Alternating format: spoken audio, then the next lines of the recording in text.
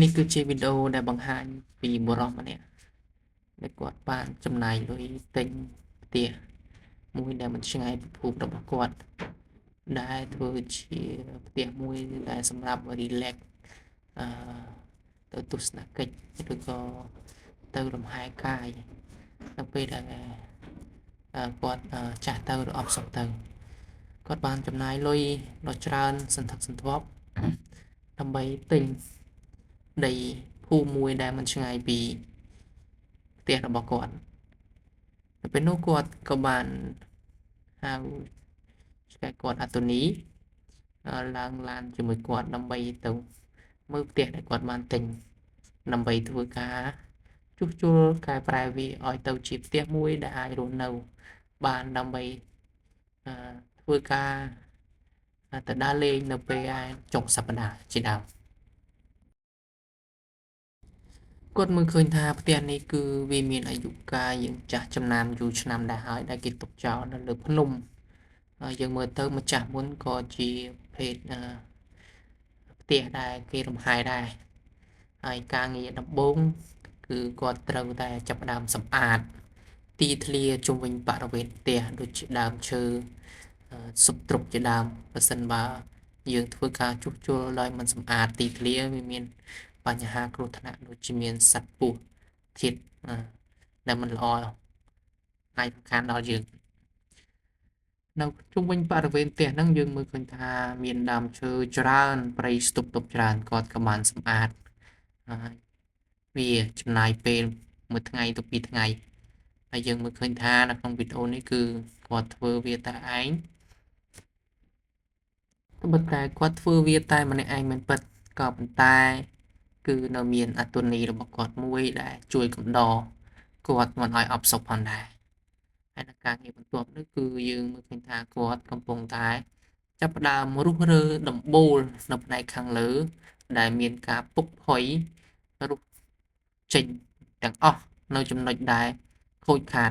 ហើយនឹងធ្វើការជួសជុលឡើងវិញទាំងស្រុងតែម្ដងនៅផ្នែកដំបូលគឺគាត់ទុកតែគ្រូឆ្អឹងមេធំៗតែប៉ុណ្ណោះនៅក្នុងផ្ទះនេះយើងមើលឃើញថាវាដូចជានៅផ្ទះនៅក្នុងឆ្នាំ1957តែមិនដឹងថាពិតឬក៏មិនពិតទេប៉ុន្តែឃើញនៅក្នុងសសរឬក៏ជញ្ជាំងហ្នឹងមានការឆ្លាក់ពីម្ចាស់មុនហើយផ្ទះនេះក៏ល្អម្យ៉ាងដែរមានអណ្ដូងមួយនៅក្បែរផ្ទះដែលជាប្រភពទឹកដ៏ស្រស់ស្អាតមែនទែនឥឡូវនេះគឺគាត់បានទិញឈើពីផ្សារមកដើម្បីធ្វើការជួសជុលផ្នែកដំបូលខាងលើបើសិនបើគាត់មិនធ្វើការជួសជុលដំបូលទេគឺមានការលំបាកជាច្រើននៅក្នុងការជួសជុលផ្ទះឧទាហរណ៍បើសិនបើយើងធ្វើមេឃភ្លៀងទៅគឺអត់មានកន្លែងជ្រកទេការងារជួសជុលរបស់គាត់គឺយើងមើលទៅឃើញលឿនរហ័សមែនតើគឺគាត់ប្រសពនៅក្នុងការជួសជុលមែនតើណាមួយការងារឈើក៏វាស្រួលម្យ៉ាងលឿនម្យ៉ាង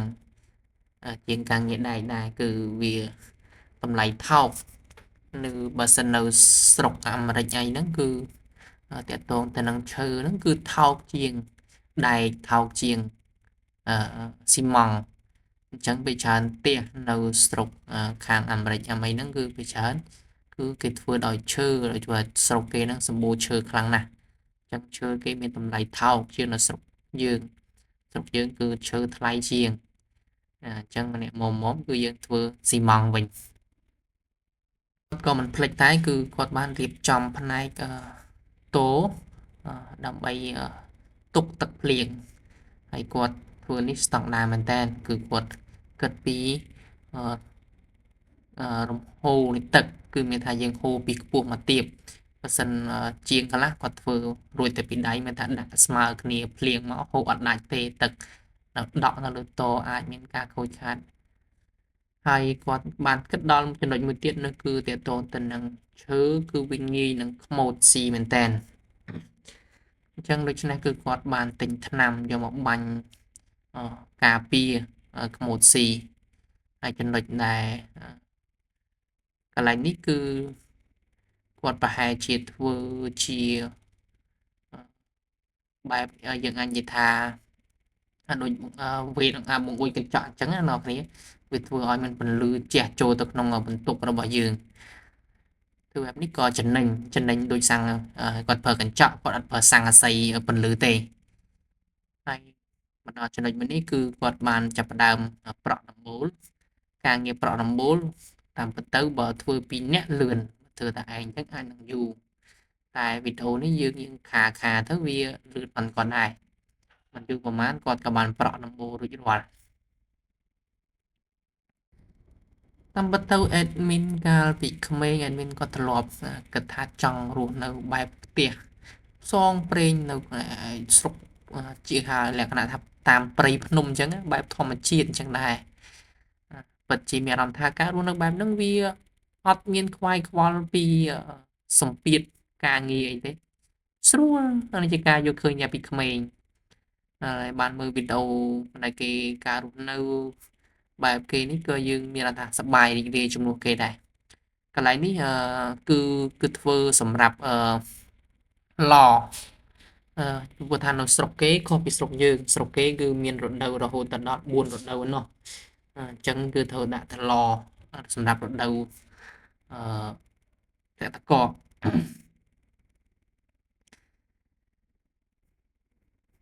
ហើយការងារបន្ទាប់នោះគឺយើងឃើញថាគាត់ចាប់ផ្ដើមរៀបចំមើលកន្លែងដែលមេឃភ្លៀងហ្នឹងកន្លែងតហ្នឹងគឺរៀបចំឲ្យវាស្មើដើម្បីត្រង់ទឹកបាទនៅត្រង់នេះគឺយើងឃើញថាគាត់ចាប់ផ្ដើមជួសជុលនៅផ្នែកជញ្ជាំងម្ដងផ្នែកជញ្ជាំងនេះមើលទៅការងារស៊ីពេលមែនតើយើងនិយាយការងារនេះស៊ីពេលណាស់ព្រោះថាខាត់ជញ្ជាំងខួងជញ្ជាំងនៅបៀកកាវចូលទៅវិញការងារនេះបើតាមអ្នកជំនាញដែលធ្វើនឹងមិនស្រួលអាចនឹងកន្លះខែក៏អាចថាបានតែបើការងារថ្ងៃវិញស្រួលមួយខែប៉ិតព្រោះថានៅបៀកកោះបៀកកោះបៀកកោះបៀកកោះមួយខែប៉ិតតែផ្ទះខ្លួនឯងអញ្ចឹងស្រួលទេហត់សម្រាប់មានកម្លាំងធ្វើតទៀតដូចក្នុងវីដេអូអញ្ចឹងគឺមិនយូរប្រហែលគាត់បានជួសជុលបៀកហើយជញ្ជាំងបានហើយភាកច្រើនព្រោះថាបើសិនបើយើងមិនបៀកជញ្ជាំងថ្មីបាញ់កាវទេព្រោះថាជញ្ជាំងចាស់គឺវាពុកផុយអញ្ចឹងទៅមេឃភ្លៀងមកសាចជ្រាបទឹកចូលទៅក្នុងពិបាកក្នុងការរស់នៅចំណែកការងារជញ្ជាំងនេះក៏វាមិនទាន់ហើយសព 100% ដែរគឺនៅមានច្រើនមែនតើជាងរបស់យើង4ជ្រុងយើងបៀកបិទដូចនៅគ្រប់ជ្រុងនីមួយត្រូវតែធ្វើចិត្តផ្ចង់មែនតើបានគាត់ចាប់ផ្ដើមឆ្លាក់ឆ្នាំថ្មីដែលគាត់បានចូលមកនៅបន្តគឺមិនតាម1957ឥឡូវគាត់ចូលមកនៅម្ដងទៀត2023ដែលជួសជុលវាឡើងវិញវីដេអូនេះយូរដែរហើយផ្នែកខាងក្រៅយើងមើលទៅឃើញស្អាតភ្លឹងមែនតើតែកុំមើលនៅផ្នែកខាងក្នុងឡើងពុកភ័យអស់ហើយបាទអញ្ចឹងគាត់ចាប់ដើមរៀបចំធ្វើការងារផ្នែកខាងក្នុងមុនហ្នឹងយើងឃើញហើយគឺមានមេឃភ្លៀងអញ្ចឹងបានជាគាត់ចាប់ផ្ដើមពុបមកគោះជួសជុលដំបូលតែម្ដងបើសិនបើមិនធ្វើដំបូលទេឧទាហរណ៍មេឃភ្លៀងមេឃអីអញ្ចឹងគឺធ្វើការមិនកើតទេ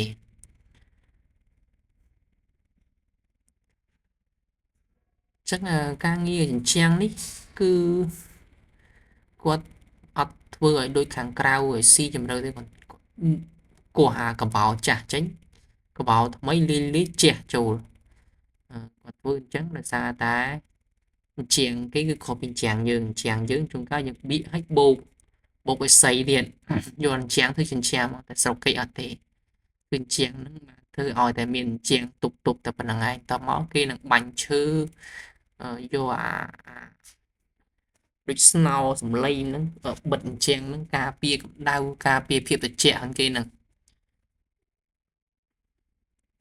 បន្ទាប់ពីទំនេរហត់ការងារខាងក្នុងគាត់ក៏ចាំបាច់សម្រាដាំស្មៅដើម្បីមកផ្ទះចឹងទៅបាទធំមែនតើគាត់ចាំធ្វើអីនេះគឺជាកាវរៀងថាស្គុតការពារជំរាបទឹកអានេះគាត់អត់លេងអត់បៀកស៊ីម៉ងអត់បូកស៊ីម៉ងទេលេងប្រើ ស្គុតនឹងហ្មងកាវជម្រាបនឹងតែម្ដងបាទអានេះមើលទៅចំណេញពេលវេលាដែរតែយើងមិនដឹងថាវាធន់ឬមិនធន់ទេតែបើយើងបូកស៊ីហ្មងអាចនឹងចាយពេលយូរដែរ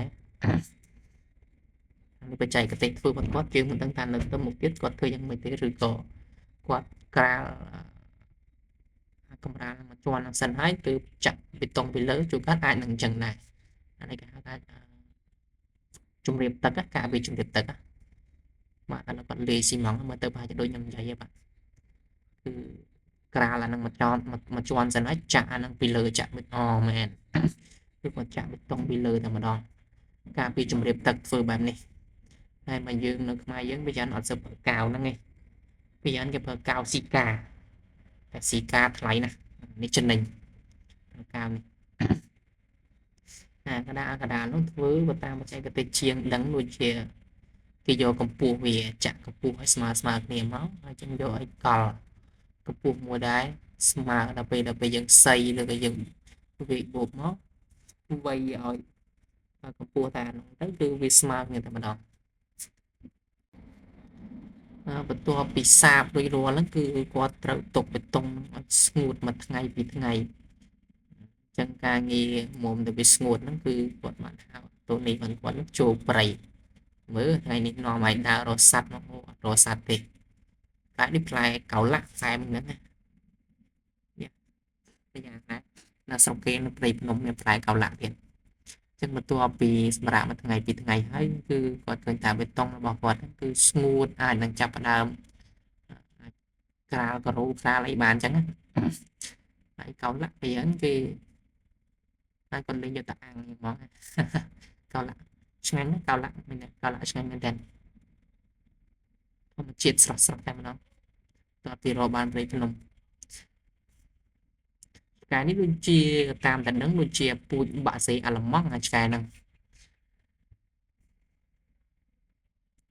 ហើយការងារនេះគឺស្អីគេគាត់យកស៊ីម៉ង់ទៅបៀកចូលរុនប្រហោងទុកឲ្យចាំនៅហ្នឹងអត់ទេធ្វើប្រហោងយើងមិនដឹងថាប្រហោងហ្នឹងគាត់ទុកធ្វើអីទេមើលវីដេអូបន្តទៀតតើនឹងវានឹងទៅជាយ៉ាងណា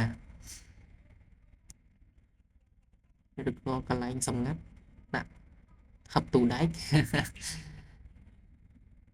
ឥឡូវនេះគាត់បានយកឈើមកហើយប្រហែលជាគាត់ធ្វើ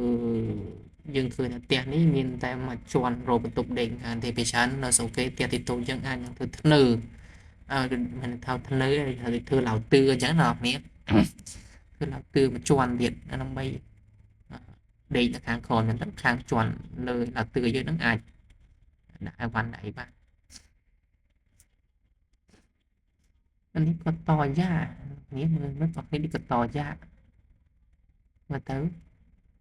កាត់កណាកាត់អីបាញ់ធ្វើពីដានគាត់ធ្វើពីដានបាញ់វាស្អាត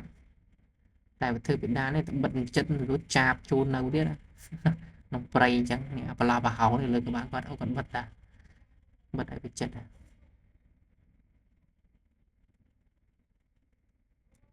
អូនៅបៀកបិទនេះធ្វើមកស្អាតតែមកជាងសុំខ្មាស់តែឯងធ្វើខ្លួនឯងស្អាតអញ្ចឹងជាងវិញខ្លះធ្វើឲ្យទៅពីដៃហើយអួយតាមគាត់នេះជួសជុលថ្ងៃមុនគាត់រើអាចាស់ចេញលើបានតម្លាងថ្មីចូលខាត់អូសុំមិនតែអាចឈើចាស់ក៏គាត់ខាត់ដែរអត់ទុកឲ្យនៅស្នាមប្រឡាក់ផ្សែងខ្មៅខាត់ថ្មីមិនស៊ូបៀកសលិចទៀតឲ្យខាត់ហើយហ្នឹងបៀកមើលទៅគាត់នឹងបៀកសលិចមែនទេអត់បៀកខាត់ហើយអត់បៀកអត់ស្អាតទេចឹងទៅមើលទៅពេញភ្លឹងតែម្ដងនៅពេលដែលយើងខាត់ហើយយើងបៀកសលិចភ្លៀងមកទៀតមើលទៅការងារសំណង់គឺទៀងតែមិនអីការងារនៅផ្នែកខាងក្នុងលេខភ្លៀងក៏អាចធ្វើការបានចឹងនៅថ្ងៃបន្ទាប់ពីអ្នកតូនេះមិនគាត់ហ្នឹងគឺមានតែចាប់តាមកាត់ឈើធ្វើការងារផ្នែកខាងក្នុងមើលទៅឈើនេះធំល្អមើលទៅអាចទៅសមើលទៅខាត់មិញហ្នឹងគាត់ធ្វើអីគាត់ណាមើលយើងមើលទាំងអស់គ្នាតាមដានទាំងមុខទាំងអស់គ្នាដែលគាត់នឹងតយ៉ាបន្ថែមឬក៏យ៉ាងម៉េចអូនេះតឡាងកាមេរ៉ានេះតឡាងកាមេរ៉ា តារាងកាមេរ៉ាមានអ៊ីនធឺណិតណាស់មែនទេប្រើស៊ីមទៅអ៊ីនធឺណិតកាមេរ៉ាប្រើស៊ីមប្រើសូឡាមកតែមកនៅនេះអត់មានភ្លើងដែរហើយប្រើសូឡា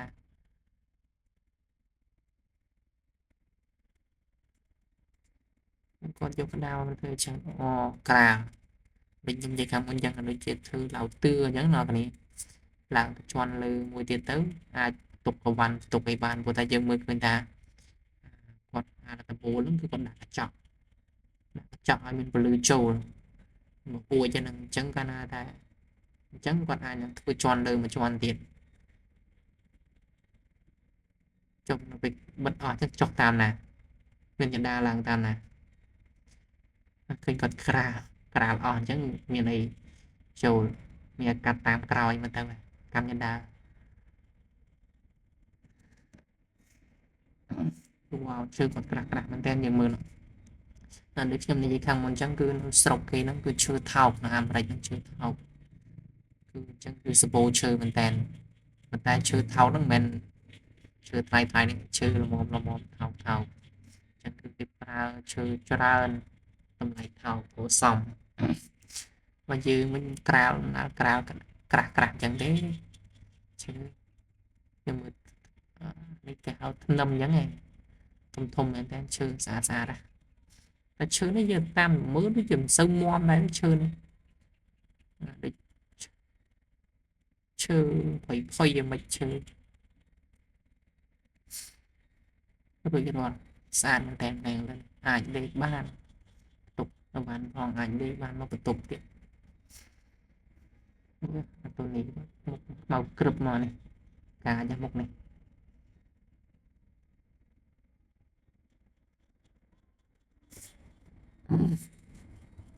ចឹងនៅផ្នែកខាងលើយើងមើលឃើញថាគាត់បាញ់ឈើថែមច្រើនមែនតើនឹងតែគាត់បាញ់ទុកធ្វើអីស្អីគេច្រើនមែនអូឯងដូចសំឡីឬស្មៅមិនដឹងអូអានេះវាច្រើនខ្ញុំតាមតែឃើញវីដេអូផ្សេងនៅផ្ទះអាមេរិកវាច្រើនគេយកវាទៅសោកការពារ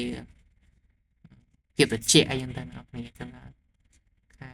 ត្រជាក់ខ្លាំងចឹងទៅបាញ់អាហ្នឹងទៅវាធន់ត្រជាក់ហើយវាមានកម្ដៅមកសុខគេទៅត្រជាក់ថា3ខែក្ដៅ3ខែត្រជាក់ចឹងគេថាតែ3ខែក្ដៅហ្នឹងអត់អាចថា3ខែត្រជាក់ហ្នឹងវេទនាធ្លាក់ព្រិលមែនព្រិលបាត់វាធ្លាក់ព្រិលមានអីគេពីនៅក្នុងឡក្នុងផ្ទះដាក់ឡដាក់អីអូឆ្កែតែយើងលេងល្បែងអាគប់ឈើឲ្យវាដេញពណ៌មកវិញហ្នឹងសប្បាយឆ្កែគ្នា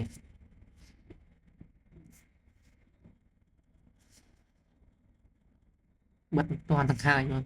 ភ្លេចព្រិលមកបាត់ហើយអូជាងកាំងកុំនេះជាងកាំងកុំក៏គាត់បិទដែរជាងលើជាងកុំបិទទាំងបិទតែបាញ់កៅទៀតចុះពេលច្រើនណាស់ដែរហ្នឹងប្រយ័ត្នសុកគេចោះលុយផ្នែកហ្នឹងមើលទៅអាប្រព័ន្ធការពារភាពត្រជាក់ហ្នឹងអានេះស្អីគេអូគាត់រុំអាឡកម្ដៅនេះដាក់ជាប់ឈើហើយយើងមិនយកស្អីរុំទេក្ដៅយូរអាចឆេះឈើគ្រោះថ្នាក់ដែរចឹងហើយដូចជាយកអានេះដូចស្អីគេសដុតឲ្យមើលដុតអត់ឆេះមកថាវាធន់នឹងភ្លើងចឹងយកហ្នឹងទៅទ្រាប់អាពងដែកឡហ្នឹងទៅវាអត់ភ័យឆាបឆេះអគ្គិភ័យទេយើងមើលឃើញថាការដែលគាត់ក្រាលសំឡីស្អីស្ទួយសំឡីអ្នកនរបើសិនមិនដឹងជួយខមមិនប្រាប់ផងការពារកម្ដៅហ្នឹងហើយគាត់បានខ្យាល់ដូចកុងគេជន់ទៀតទុកវាហើយមើលទៅឃើញសម្ព័ន្ធភាពស្អាតមែនតើ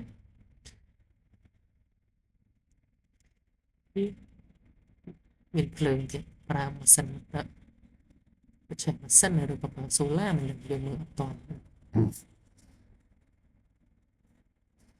រៀបចំប្រព័ន្ធភ្លើងស្អាតតែម្ដងចាប់តាមកាប់ទៀតហើយចាំគាត់ធ្វើអីទៅទៀតចាំមើលទៅយើងកាត់គប់យើងតាមដានមើលទាំងគ្នា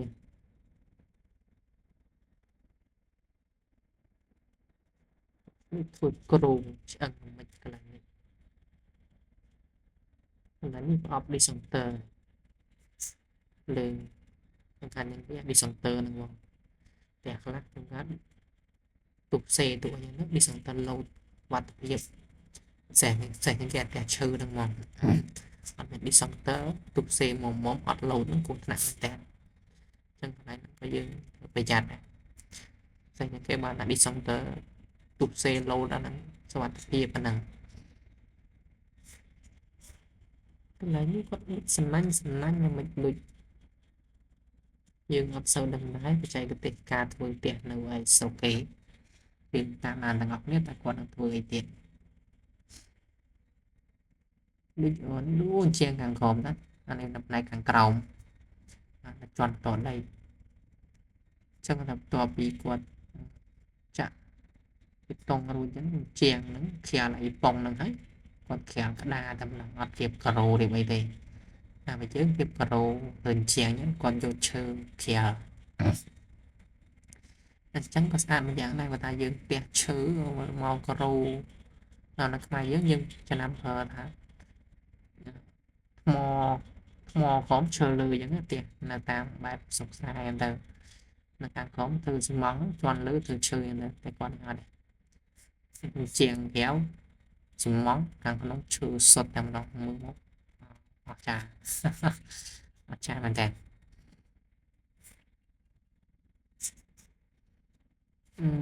នៅលើគាត់ចាប់ដើមលាយកប៉ៅបាញ់បេតុងចឹងបាញ់ចឹងណាបាញ់អត់ទាន់អស់ថ្ងៃមុនស្មានបាញ់អស់ហើយនៅមានទៀតនេះលុយលាបកាវលាបឬក៏វាយការ៉ូបន្ទាប់ពីលាបជាងហ្នឹងគឺវាយការ៉ូបាទវាយការ៉ូមែនវាយការ៉ូនៅពេលដែលយើងចាក់បេតុងសាបហើយអញ្ចឹងវាយការ៉ូស្រួលដែរបើយើងបៀកនៅកំបោរសអត់ហត់លាយអាកំបោរសើមបច្ចេកទេសជាងនឹងគេហៅមកយ៉ាក្រៅវាហើយជាយើងដាក់កំបោរស្អីទៅនេះអញ្ចឹងហើយគឺយើងមើលឃើញថាលោកគាត់នឹងក៏បានក្រាលចប់ចាំមើលយើងនឹងរងចាំមើលភាគ2ទាំងអស់គ្នាតើបទការងារបន្ទាប់គាត់នឹងចាប់បានធ្វើអីដែរ